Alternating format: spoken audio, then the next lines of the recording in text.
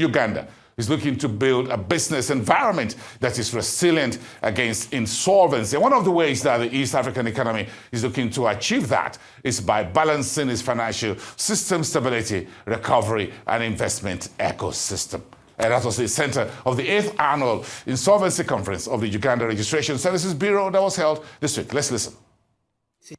URSB is a government agency responsible for registration of businesses, secured interest in movable property, intellectual property rights, and also acts as the official receiver in insolvency matters. As an institution, URSB is committed to the vision of Uganda detailed in the National Development Plan, to which we contribute different programs such as the private sector development, governance and security, innovation, technology development and transfer, among others. Our recent achievements are a testimony to this contribution. These achievements include an increase in yearly non-tax revenue collections, law reforms in the commercial sector, and further decentralization of our services across Uganda. We have also enhanced the digital registration processes on the online business registration system, prompting a reduction in the time taken for registration services. I think for that we deserve a hand clap. For purposes of business formalization, we have launched the Chile Easy mass business registration program across the country, and this is aimed at reducing informality in the economy. We continue to maintain the one-stop shop model at our Uganda Business Facility Center that provides a seamless service delivery model for registration and promotion of the country's doing business climate. For purposes of business sustainability, we continue to display intervention that resolves insolvency, such as corporate rescue and non-business rescue aftercare training program as an immunization against business failure. URSB, you have a huge task of showing investors, especially global investors, that there is a safety net for them, that there is a safety net, that they don't have to incur total loss in case businesses go bad, that there is a monitoring mechanism, and people know about it, and people can be saved. If a business goes bad, there is a mechanism to go in and help and save people from that total loss. So it's very, very important for building investor confidence. We build a resilient economy as a country, and we are continuing to do that.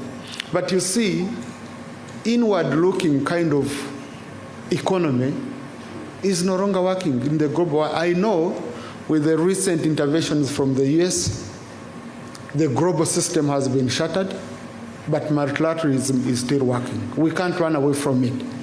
We are looking at intra-Africa trade, expanding it. We are looking at growing our economy tenfold by 2040, using the ATMS strategy that is investing more in agriculture, focusing on value addition. Who is going to invest? Where is this money coming from? What are the risks involved? Who is going to be your partner? That's very critical for the country. Value addition, most people don't have the money, so they must get partners. We must get funders.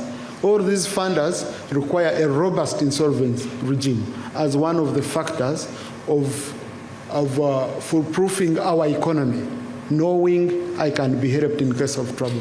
We are looking at tourism. The tourism sector, also we need global players, because you see, tourism, we depend on tourists. I know local tourism can do, but we need these corporate tourists coming. So for the corporate tourists to come, we need to partner with the different companies globally. We need big investors to come in and build hotels, build airports. We've gotten a huge investor who is going to build an airport in Kidepo, an international airport in Kidepo.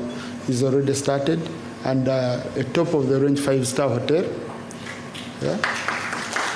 So, but all these people, they need an economy which they know that in case of trouble, I can run here and I be helped. We are looking at, of course, we are in this budget, which we are processing, and I'm running now at 10 a.m. We are in the budgeting process. Last night we finished at 10 p.m., so we are going to be hitting till late in the night. We are looking at putting more money in the tourism sector, marketing Uganda, but also infrastructure, so that you don't call someone and you say, as part of tourism in Africa, you ease yourself in a bush. In terms of financial stability, this component is obviously very important because it allows for a country to have insolvency systems that don't create additional risk or volatility in the market. So when you're looking at a distressed entity, most investors consider whether or not they can actually come into the market and put in more money into the system. And if there are remnants of restructuring being a little bit hamstrung, you're going to find a situation where foreign investors as well as domestic players in certain industries are not keen to try and put money in. And linked to that is you have to have a prevention of systemic risk.